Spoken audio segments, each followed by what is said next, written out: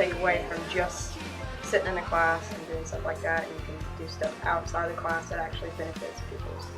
It uses both the creative and the linguistic talents of these students for something that goes beyond just their classroom, something that extends out into the community.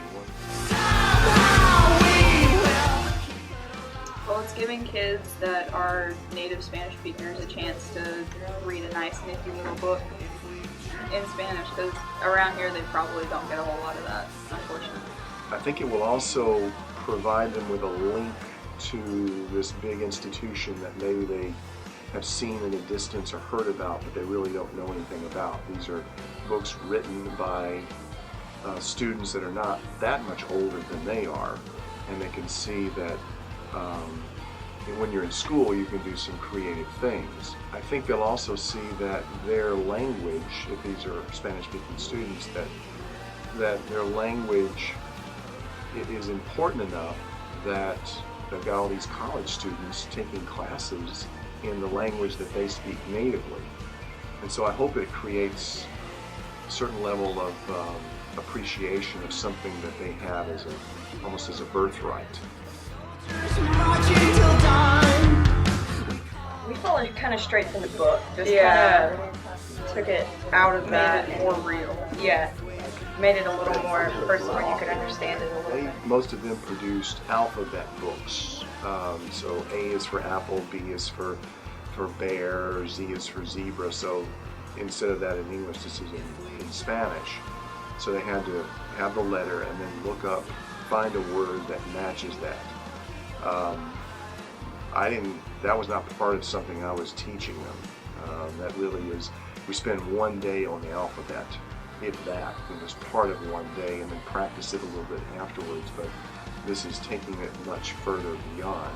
For the 3000 level class, they wrote actual stories.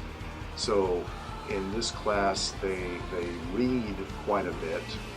They read history and about politics and art and things, but this was, I think, a more fun way to not only read, but also to write, and write with an audience in mind other than me.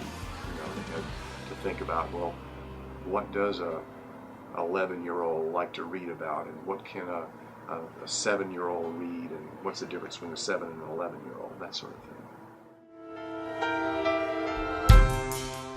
Eventually, I think we would like to adopt this throughout the foreign language department, and perhaps think beyond just the local audience, Spanish-speaking kids that live in this area, to a more international audience. Talk about sending these kind of books to Honduras, which was the original goal of the program.